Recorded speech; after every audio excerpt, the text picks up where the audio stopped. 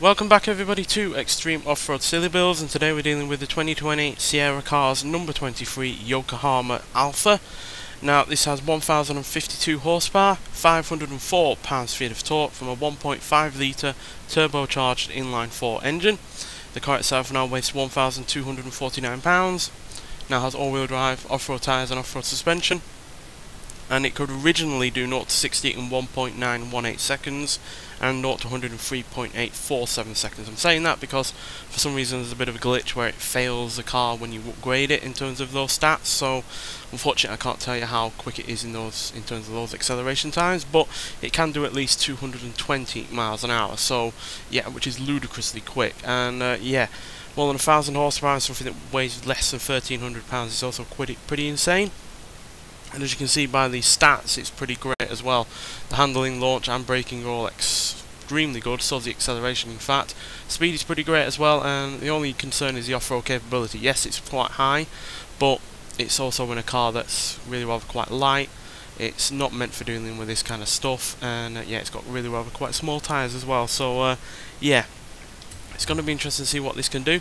Now this isn't the first Sierra cars that we've had on this series. We had the RX3 a while back, but unfortunately that's currently only in 37th place with a time of 3 minutes 31.053, so it wasn't particularly quick at all really. So yeah, let's hope that this can be even faster, because the surprise of this series was in the last episode with that Diora from the Hot Wheels range, and that actually got to 8th place despite looking rather cumbersome and not being the lightest of things. So yeah, let's see if this can do any better. Now obviously it has quite a lot of downforce, so if we go quick we will have plenty of handling, but through the slower corners is where some of the concern might arise, especially in terms of understeer. Now it has all-wheel drive, so it only had rear-wheel drive originally, and yeah, this is definitely more of a road/track car than anything else, but it did do really successfully at Pikes Peak, I think it is. The hill climb, got less than 10 minutes up there, which is pretty impressive. So yeah, let's see if we can do just as well here. Yeah, it's definitely quite agile. There is some understeer, which I guess is to be expected.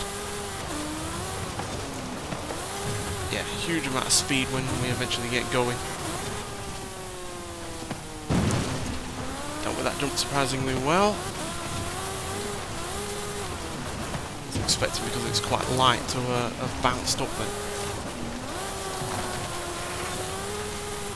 Now any debris is what's going to slow this car down quite a lot, because it weighs so little. That's why you know, your big fat SUVs and pickup trucks and the like can plough through anything and not really slow down, because they have all that bulk and weight behind them, whereas with this can be an issue if it starts to build up. For now that is not an issue. The real issue is trying to keep control of this thing, because it is pretty mad.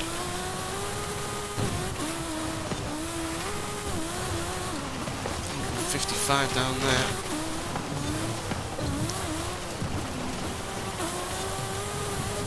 Yeah, you have to be constantly on your game with this vehicle at these kind of speeds and this tune setup.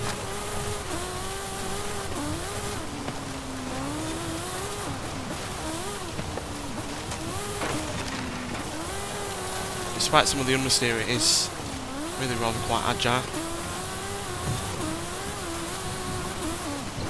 I've got 160 down there, that's pretty damn quick.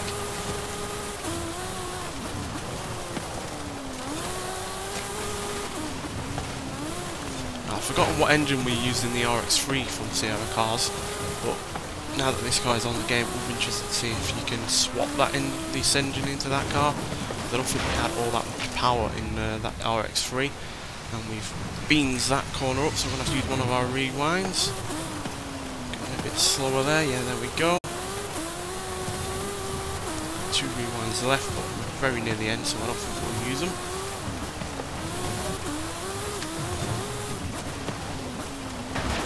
Kind of jinxed myself there, didn't I? Yeah, the brakes on this aren't the best on these kind of surfaces.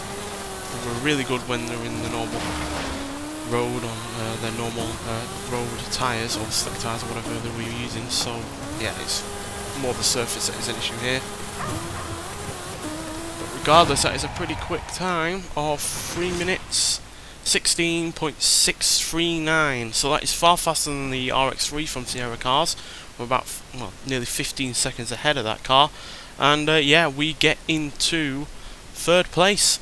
We are only just behind the Extreme E number 44 X44, but a sizable distance behind the Hot Wheels 2 Jets, which is still in the lead by more than, well, nearly, yeah, more than 4.5 seconds. But still, that is pretty damn impressive for a car that only has a 1.5 litre engine, only has, you know, in comparison to some cars, about less power, but because it has so little in the way of weight, because it is so agile, and because it is so small as well, it's just able to get round corners and the like a lot quicker than other vehicles. So yeah, mightily impressive. And yeah, that means that the Lexus RCF Track Edition gets knocked out of the top 10, and yeah, we are now in one of the more diverse top 10s that we've had on one of these series, quite frankly, because yeah, there's only Hot Wheels and McLaren that have 2 cars apiece.